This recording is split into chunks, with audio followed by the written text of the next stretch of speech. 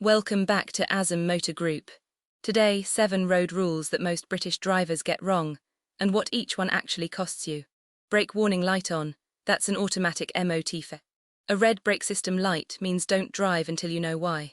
It usually points to low brake fluid or a fault in the main braking system, and DVSA fails a car outright if it's on or not working.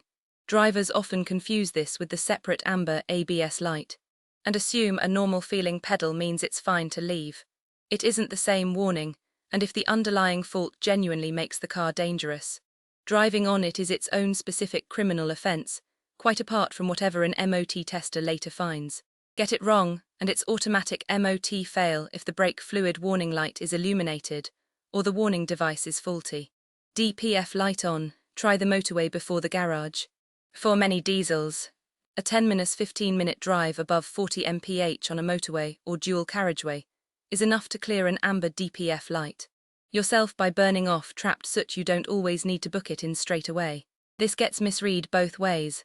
Some drivers ignore it through weeks of short trips, which packs the filter tighter and can turn a free fix into an expensive forced regeneration or replacement filter.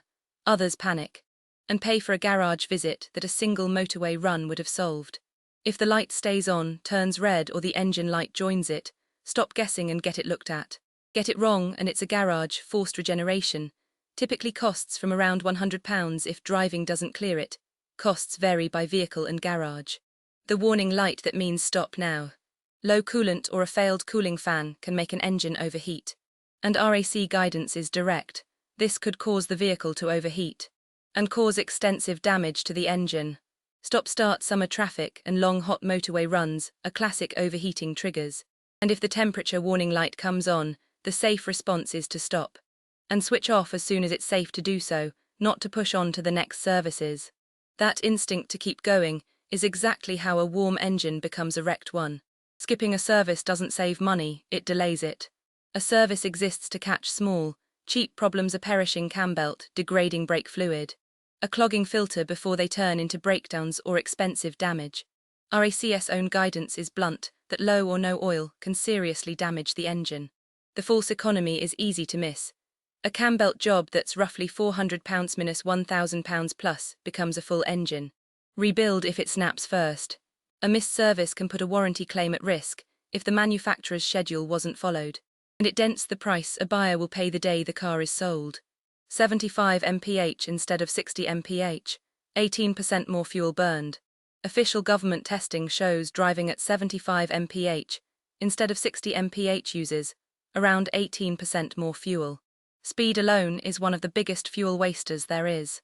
A roof box adds roughly 22% extra fuel use at 62 mph, and even an empty roof rack adds about 7% at motorway speeds. Drivers chase fuel-saving hacks while ignoring the two biggest factors sat in plain sight: speed and drag. Get it wrong and it's 18% more fuel at 75 mph versus 60 mph. The number one reason UK cars fail their MOT.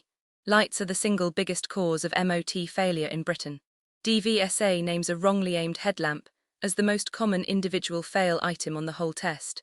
A headlamp bulb can light up perfectly and still fail the test, because DVSA checks the aim, not just whether it switches on. Fitting a new bulb or headlamp unit can knock the aim off without the driver ever noticing. Lighting problems, mostly aim and blown bulbs, make up roughly a quarter of all MOT fails in DVSA's own data. Get it wrong, and it's typically £15 minus £100, fitted for a replacement bulb, depending on the car and bulb type. Check this free Gov tool before a big repair bill. You can look up any car's complete MOT history for free at gov.uk, including every past advisory, pass/fail result, and the mileage recorded at each test. Before agreeing to a big bill on an older car, most people weigh only the quote, not the car's actual current worth or its pattern of past advisories. Pulling the free history first shows whether this is a one-off or the start of a run of aging-related issues, which helps judge whether the repair is really worth it. That's today's rules. ASM Motor Group, MOT, servicing and repairs, and we can come to you. Find us at asmmotorgroup.co.uk.